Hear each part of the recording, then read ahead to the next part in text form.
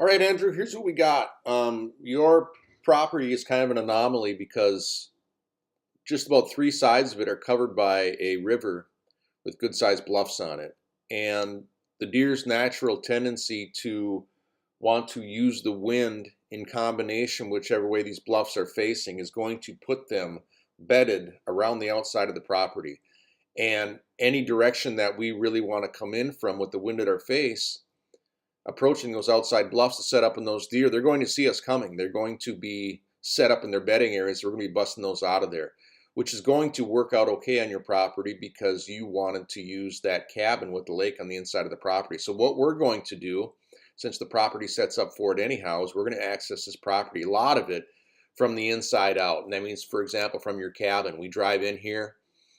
We leave all these hardwoods. We don't timber. This is going to be the family playground. The kids got a spot to play. You got the lake. You got the cabin. Everything's there. Might want to leave some corn standing around these outside edges when you do the harvest to screen it off, to create a line so the deer know that you stay on that side of the corn. They can't see you. They know you're there, but they can't see you, so they come out in the fields. What that gives us is 4 jumping spots from the cabin to be able to hunt. We got a spot here in a pinch we're going to create. We got a spot here on the edge of a bedding area we're going to be able to create a deer sidewalk in. Same thing down here. And over here we got a ground blind with a food plot we can get the deer to come into. The other place we're going to access stands from is along this road. So we drive in here. We'll have a stand up here that's just a cover crop of cereal grains. Got a stand here to catch them on the sidewalk they travel on. Good rut or feed stand here. Same here. Here's another stand off the road. Here's another stand off the road. So we have our jumping, and we have a jumping off point from the west here too, where we come across the river and set up for these couple stands.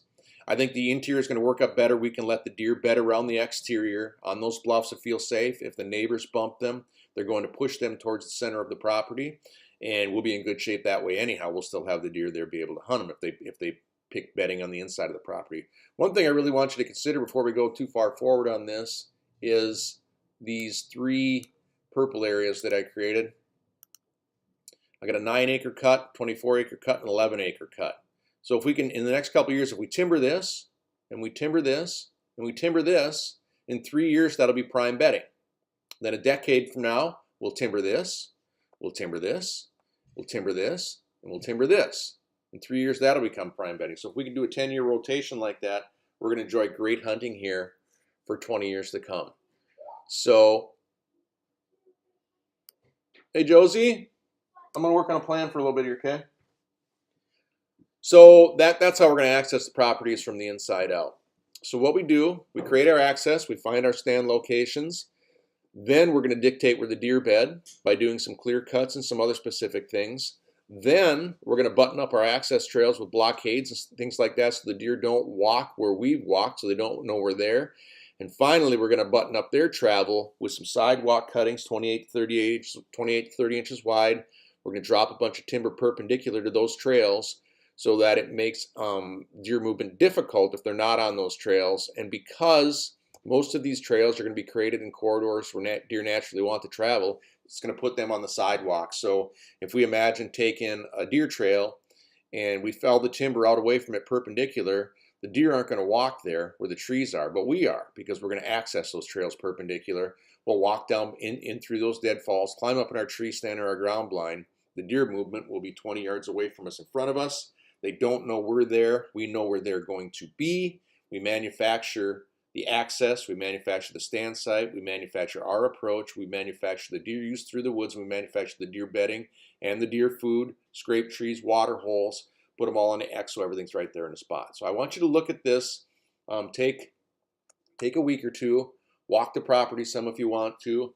Write down specific questions that you have, concerns you might have that this plan won't work because of what the deer are currently doing or the way the property's laid out. But I think that's the approach we're going to take, is from the inside out. Approach from the road, approach from the cabin, approach from the west side. Pick our tree. Dictate the deer bedding. Okay? Button up deer travel through these sidewalks. Button up our access through blockades to our stands. And then we'll add our food plots.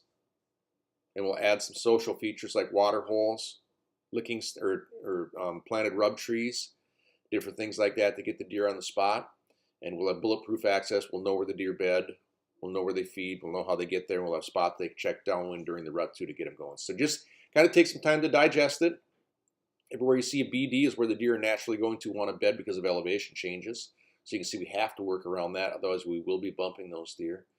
And most of our access, road, cabin, west side, button everything up. But check it out. Write down your specific questions. And then when you're ready, shoot me an email and we'll schedule some time to do the final plan. But check with your forester, see if we can do these purple cuts first too, and email me if you hear something.